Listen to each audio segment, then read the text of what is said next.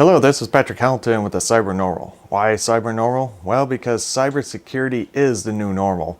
Though I like to say as the new sliced toast in old game terms, but that doesn't make much sense anymore, just like new sliced bread. But seriously folks, try the fish. So yes, security is the norm and is really not an IT issue per se. Security is a specialization, whereas network administration are IT specialties. There are advantages to having a dedicated security officer, but that's for another episode. What I'd like to be going over though is a recent release of the National Security Agency of the United States, Saber Tools, by the group called the Shadow Brokers. The Shadow Brokers released the NSA tools as a political statement due to the U.S. involvement of the missile strike into Syria. These tools are available for the general public, and that's right, everyone now has access to these tools, which means anyone can conduct attacks to networks with U.S. government-grade tool sets. Then add in the past leaks of WikiLeaks Vault 7, the United States CIA documents and codes, and well, this is going to become an interesting time to say the least. So where are these tools and what do they do?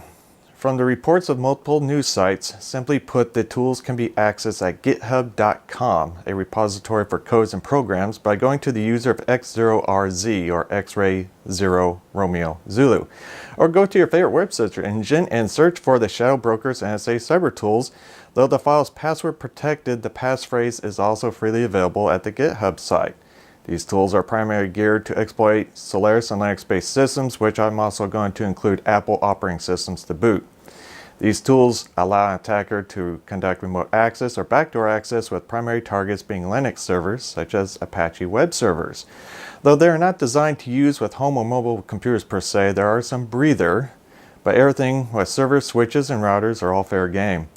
Once access has been achieved, then remote control can occur, and after that, the attacker can upload whatever programs they desire for added effect. These also tools provide the attacker to clean up themselves, which helps to reduce the chance of successful forensics checks, such as looking at the logs. So how do you protect your network or computer against these new threats? Primarily is to be aware and practice the common security tips, from the general technical side to keep your systems up to date and check with vendors if they have released any patches.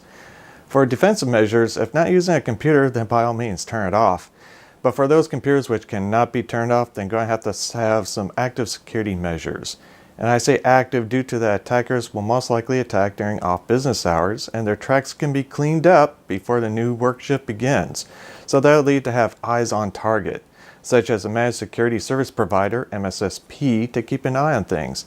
And lastly, maintain backups if you have backups. If you don't, this is a good time to start them up. With backups, please do test them out to see if they do work, and if they don't, not a problem again. This is a good time to get them working properly.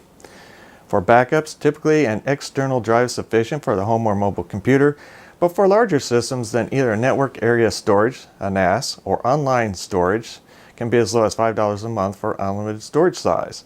Though online storage do have their pros and cons. One of these cons is that your data is now on someone else's server, so by all means you should encrypt it when you do such things. Although hacking, attacking, exploiting networks is not new, I believe this is going to begin of a new era. Also, the purpose of bringing this out is for any system administrator or security professional should be made aware of that these tools and be able to mount an effective defense for now and of the future variations. With that said, that brings this segment to a close, and until next time, this is where I insert a catchy phrase. Enjoy.